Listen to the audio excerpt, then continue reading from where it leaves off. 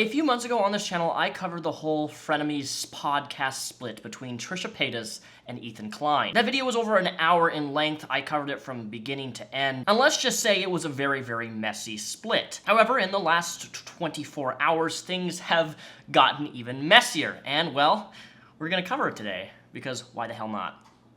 For those of you who don't know, last week the H3 podcast received 2 strikes on their account. Now, when you receive a strike on your YouTube channel, it revokes your ability to be able to stream for over a week. The H3 podcast and another channel, I guess, they got 2 strikes. Overall, I'm of the belief that you need to follow YouTube's TOS terms of service very, very strictly. And I don't believe that YouTube should favor one creator over another. If you have one person who is violating rules and regulations and they're saying things that would normally get removed off of YouTube or get somebody a strike, and those are not being removed, but somebody else can't respond to that. At the end of the day, I just think that equality in terms of how YouTubers are treated should be equal. There should be no favoritism up or down. If you're breaking the rules of YouTube and a video gets removed, it should be removed. Now, that doesn't make every video that is removed legitimate or not. In many cases, even on myself, I've had videos removed falsely. Videos can be false flagged, videos can be removed falsely, and thus it can affect your channel. Now, before I show you any clips from Keemstar and Trisha, for those of you who don't know, about a year and a half ago, almost 2 years ago, there was a gigantic battle between Keemstar and H3 Productions. This became very, very vitriolic in nature, so much in fact that they both went at each other and they both got sponsors pulled away from both of them. They both went at each other's sponsors, which in my personal opinion is one of the most juvenile, stupid things you can possibly do. I believe that they're both children in the way that they dealt with the situation. They both went after each other's sponsors. They both tried to affect each other's financially. They both just went at each other in one of the most dumbest things that you can possibly imagine. Now, granted, it was huge publicity. It garnered millions of views, thousands of people, fan bases alike, fighting in, just an all-out battle. A lot of it could have been avoided, but when you have 2 people who are constantly trying to one-up one another on the internet, this is what's just gonna happen, I guess. I will never stand by somebody who specifically goes out of their way to attack somebody's sponsors. I don't care if it's Keemstar. I don't care if it's H3 Production. The moment anybody goes after somebody's sponsors, you've reached the lowest form of levels that you can reach on the YouTube sphere, in my personal opinion. I just don't like it. I don't support it. And both Ethan and Keemstar both did the exact same thing to one another. It's just crazy childish. Just a reminder that Keemstar and his audience harassed my wife and I for a whole summer. Keemstar sent me multiple pictures of horses to imply my wife looks like a horse. 1 year later, he is tagging the CEO of YouTube because he was teased for dating a 20-year-old. This man is a coward. What you're saying doesn't make any sense whatsoever. You're saying, Keemstar tweeted pictures of horses of me, and Keemstar did this, and Keemstar did that. I would still do that today. I would do that every single day of my life. All I want to do is make fun of you, but I can't because YouTube told me that I can't, all right? So I listen to what YouTube says. They tell me one thing, okay, I'm listening, all right? So for an entire year, you've been going off. You've been saying crazy stuff. You've been uploading videos. Should we deplatform Keemstar, right? You took a Keemstar doll and was on YouTube. I'm sorry, that violates like 10 different terms of service, bro. You can't do that, all right? You're uploading a video saying I got a little and all this other shit. If I uploaded a video saying another female creator had a loose, my channel would be gone. You have enjoyed special privilege on this platform forever, and it is not fair for everyone else to be silenced while you can bully and harass people. It is not fair, all right? If they would take the muzzle off me and let me go at you, fine. Nobody gets a strike. Nobody gets in trouble. We could just sit here and roast each other. I'm all for it. But unfortunately, that is not the current landscape of YouTube. And it's not fair for you to be able to do one thing and me, a fellow YouTuber, to not be able to do one thing. So I'm sorry, you're gonna have to start playing by the rules now, like I had to. So before this even happened, Keemstar tagged the CEO of YouTube, Susan, tagged her on Twitter and basically said, you need to hold H3 accountable for violating these rules and regulations of your terms of service, just as you have hushed me down and told me that I can't say these certain things about this guy on YouTube, but he's allowed to say things to me like this. Which then after the strikes were hit, he deleted his tweets. Go figure. I really hate it when people, try to snitch somebody out and then they tag somebody and then they delete the tweet. I don't know, when people constantly there are valid reasons for deleting tweets sometimes, I think, but when you try to tag the CEO of YouTube, there seems to be a lot of snitchery going around on YouTube as of late. I should be jumping up and down happy, but I'm just not. I'm not happy, right? Justice has been served. 2 videos of Ethan Klein and Gila Klein in the H3H3 podcast were taken down for violating terms of service of YouTube. Him getting 2 strikes, I don't know. I can only guess, but I'm sure he probably can't upload for a while, can't stream. And quite frankly, he deserves it. It's well overdue. The stuff that is said on that podcast to bully and harass other creators would never fly on anyone else's channel. It's been suspect and alleged that Ethan Klein played a big role in getting my video taken down, giving me a warning on my channel, getting Leafy's channel completely deleted. And if you go back and you look at Leafy's content and the reasons in which his channel went down, that is very tame to what happens on the H3H3 podcast. I know many will look at this and see it as Keemstar versus Ethan Klein, and this is just another story in the endless fight and the endless saga. It's much bigger than that, all right? That show has been harassing so many creators, so many YouTubers, right? And it would be fine if we had rules where we could talk shit back, bully back, harass back, but we can't. Everyone has to play by the rules, and this guy doesn't have to. I wouldn't be surprised if more fucking videos get taken down from him now that YouTube's actually doing something. I don't know why he was protected before and why this went on as long as it did, but I must say I am, I guess, happy that YouTube's finally doing something. This is well served.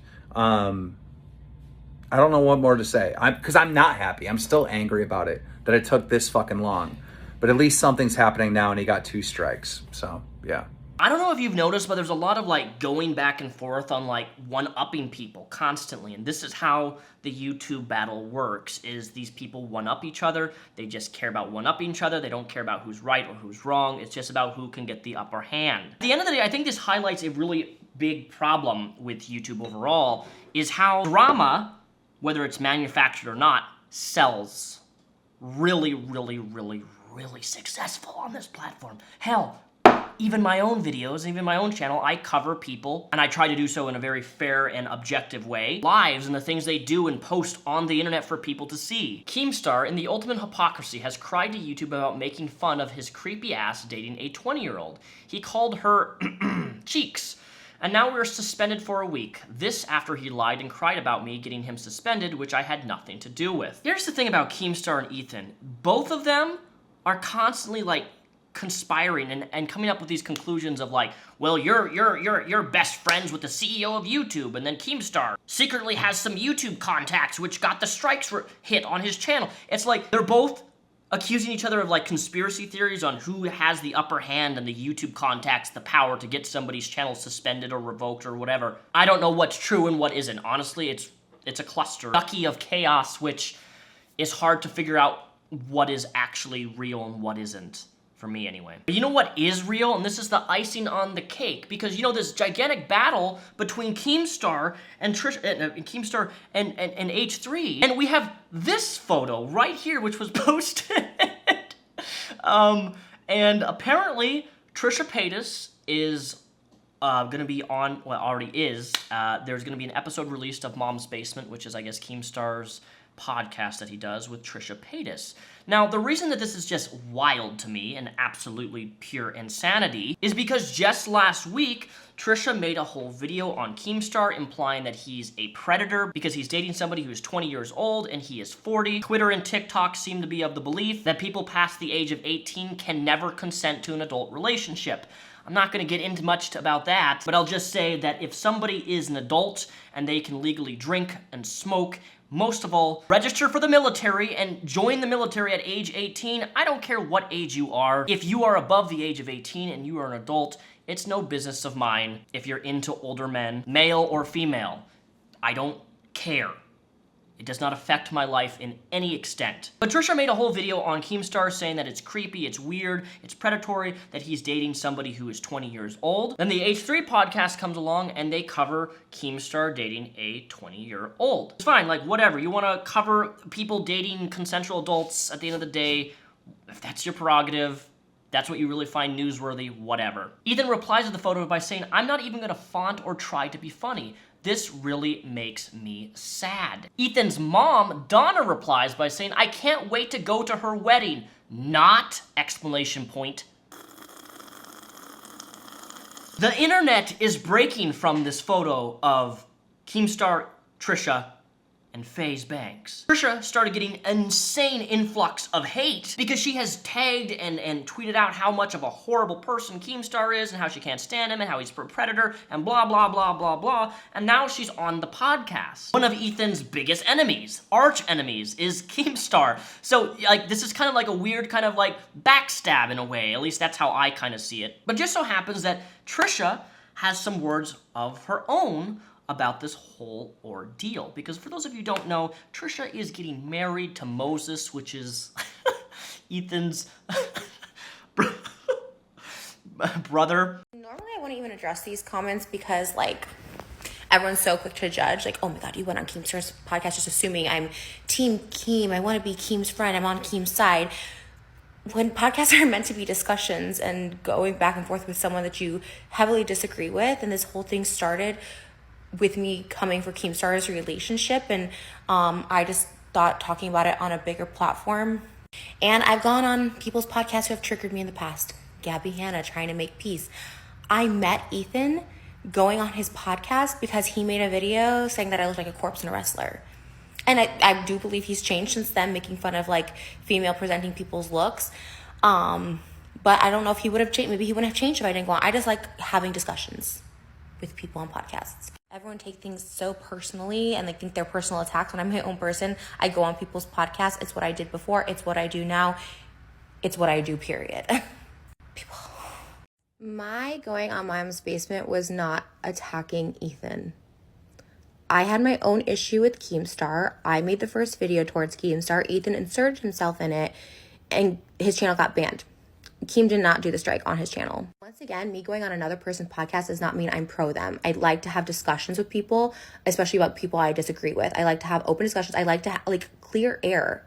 Again, that's how I met Ethan, was when he did a video trashing me. I tried to go on Gabby's podcast to make some sort of peace. I have my own issues with Keem that I can talk about. Ethan lied to his huge fan base about me wanting to fire crew when that did not happen. He admitted it didn't happen. He screenshotted my private text and sent him to his crew to villainify me, to make me look awful. If you want to talk about her and people doing stuff out of spite, this Trisha Paytas for Gabby Ann was the first families after our frenemies ended. In the podcast, they talk about me being the same as Gabby Hanna. This was the most triggering shit for me at the time. I told Keemstar straight up, like, I'm not pro Keem. I said, I'm more Team Ethan, I'm not pro Keem. And we're not going to be friends after this. Like, I say that on the podcast. Like, it benefits people a lot more to have, you know what, when Ethan was going to debate Steven Crowder, I was so excited about it because I love when people can have debates and discussions and like opposite opinions. That's why I like people like The View and people, you know, people liked Frenemies because we were opposites that had different opinions. Logan and KSI did a podcast together and got 10 million views. Me and Gabby did a podcast together and it was her most viewed pod.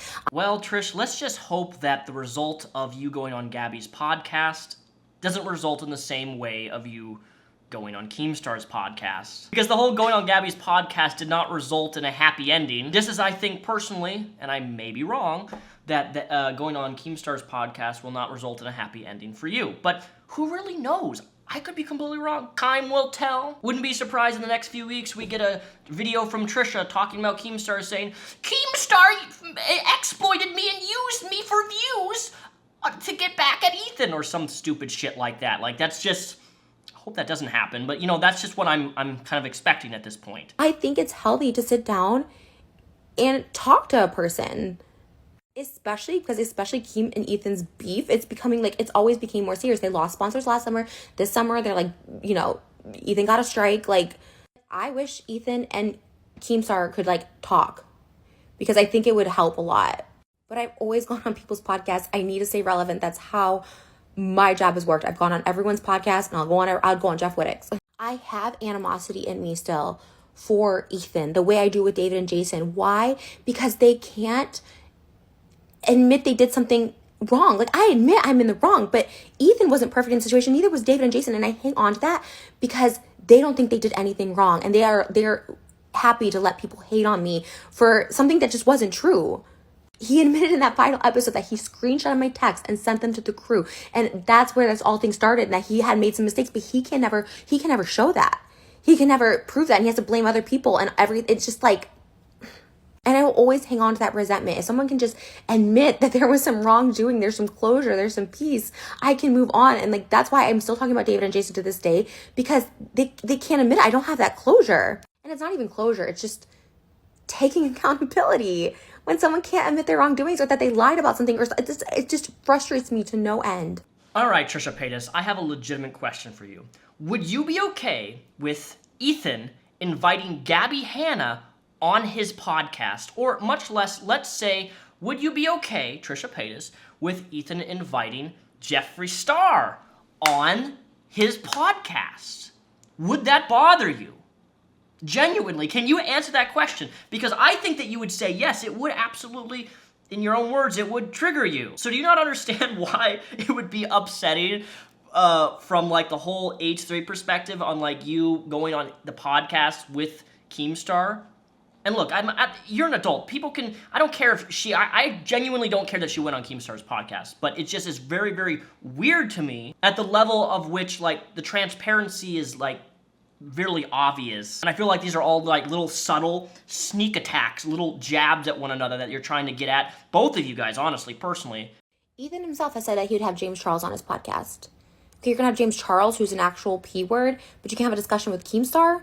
Like, I remember everybody was against having Jeff Wittick on Frenemies, and I was like, no, we should have a discussion. Like, that is the whole point. You're gonna call out people, you're gonna have issues with people, like, have a discussion, see where this person is coming from.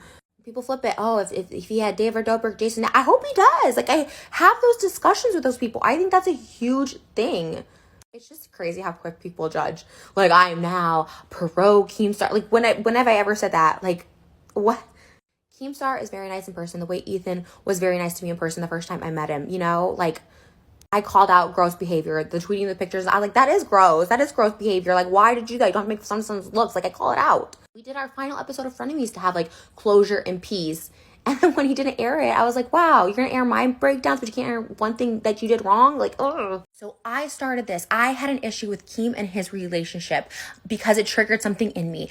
I started this video. It was between me and Keemstar. So when Keem's like, will you go on my podcast the same way? Ethan had asked me when we had beef the same way. Gabby Hanna had asked me when we had beef. I said yes. I would go on Jeff's. I would go on David's. I would go on anybody that I've had issues with because it can go bad. It can go up. I just want to have discussions. I think it's what people should do. Because I truly think people do change. And I think Ethan is the prime example of that. He did a video. The first video he ever did about me was making fun of me, Tana, Nikita, saying they look like Twinkies, whales, all this stuff like that. And I do believe he's changed. And you know what? I'm going to take credit for that. I don't think he was talking about Lana Rhodes' peanut, all this stuff, just like degrading women based off their looks, right?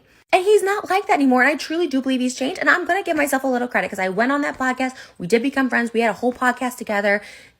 And I think he grew and changed. And I think that's the beauty of having discussions with people. Furthermore, there's a second co-host, FaZe Banks, who I've been brutal to, brutal back to me. I misspoke on him and I wanted to clear that air too. This is, believe it or not, like I do have a life outside of Ethan, outside of Frenemies. I had a career before. I'm going to have a career after. Like, I've been here long enough. I've gone through Shane and Jeffree and David and Ethan. Like, there'll be another fandom that, you know, I'm going to be involved in. Like, that's just what I do. That's how I do. I think it's smart. Whatever. But I'm my own person. And I had my own words about FaZe and misspeaking, and I wanted to clear air with him. There was my own stuff I had to get off my chest between me and FaZe. That had nothing to do with Ethan. So it's like, why am I not allowed to do that? Why am I not allowed to do that?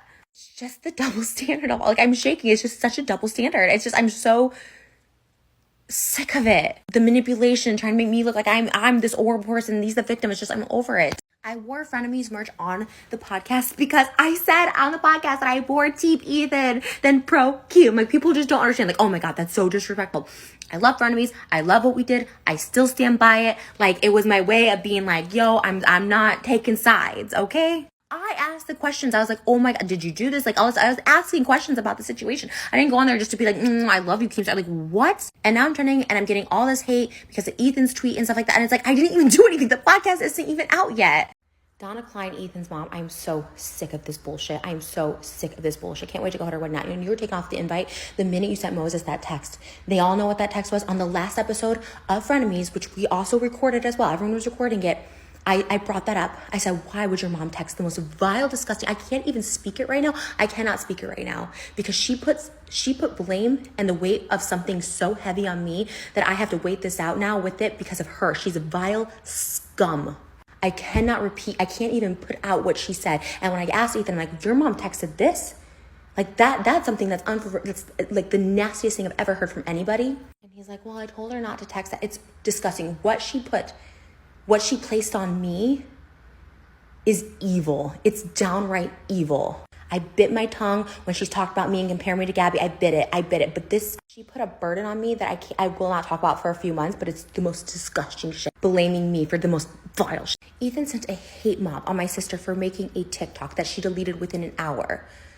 What Ethan's mom texted Moses about me, putting this burden on me that if anything were to happen, it's on me. Putting that is an evil monster shit. The fact that she even texted, I can't even speak it because the fact that she even texted it and put that in writing was so vile and disgusting. I have never met a more evil, conniving bitch in my life. Never to put that on me. You do not know me. You don't even know Moses like that. And then she has the audacity complaints that Moses didn't text her back. It was disgusting. Moses was shook, did not tell me about it for such a long time. And then once I heard, I've been carrying this. I've been sick to my stomach over this.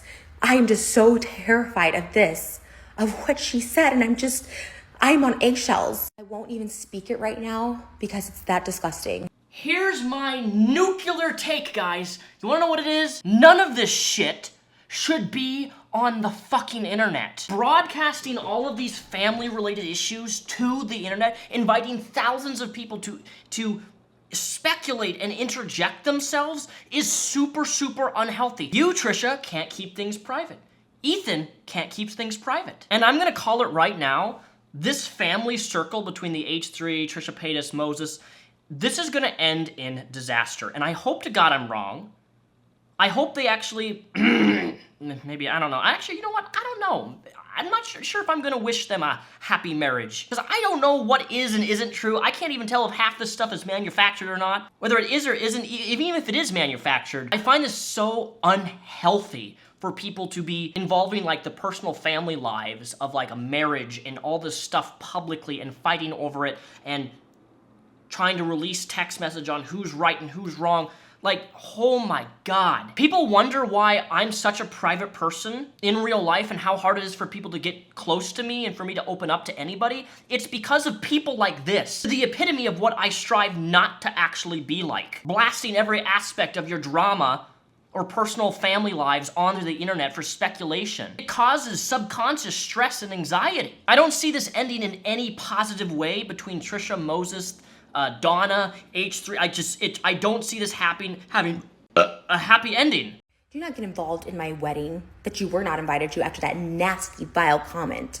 Do not even talk about my relationship. Do not even talk about me because you weren't there. All of this stuff is between me and Ethan. If Ethan wants to talk to his family about this, it's fine, but it's not a personal matter. It's between me and Ethan lying, Ethan being a coward, Ethan being a hypocrite. I've admitted to being all of those and more.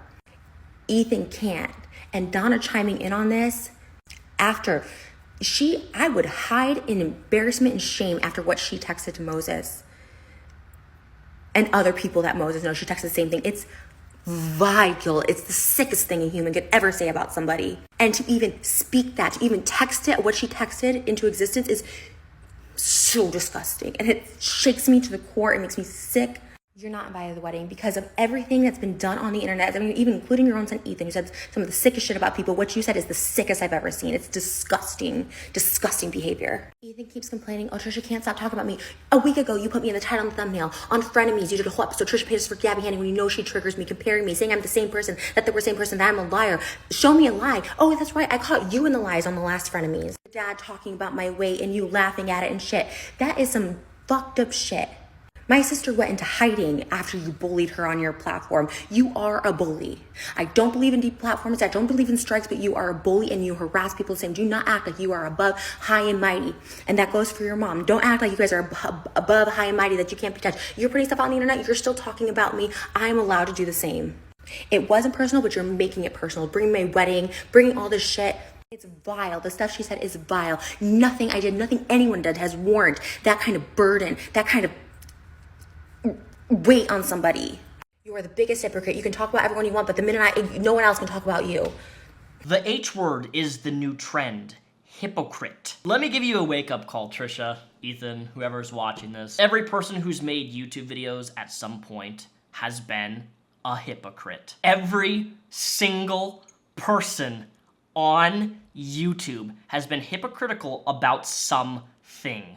Whether it's a meaningful thing or a little small tier thing that's really not that important, it happens. Hypocrisy, to an extent, I believe can actually be a thing that can actually help people grow. But really, the reality is the word hypocrite really doesn't mean much anymore because every creator has been one at some point. If you go back on my channel from years and years and years ago, compare me to now, I mean, I've grown and changed in a lot of my personal beliefs and ideologies, but a lot of people still call me a hypocrite because I said things that I now stand against or for years ago. I feel like the word hypocrite's often used to not describe actual hypocritical behavior, but people who change over time. But then I've also seen the word hypocrite be applied to people who change over time, where they've changed their beliefs and perspectives, and they're still called a hypocrite regardless of that because people can't see things outside of a black and white perspective. Which, if you've been on Twitter or TikTok and Twitter are like the two mergers. They merge together because they're like the same two apps that like highly support cancel culture, and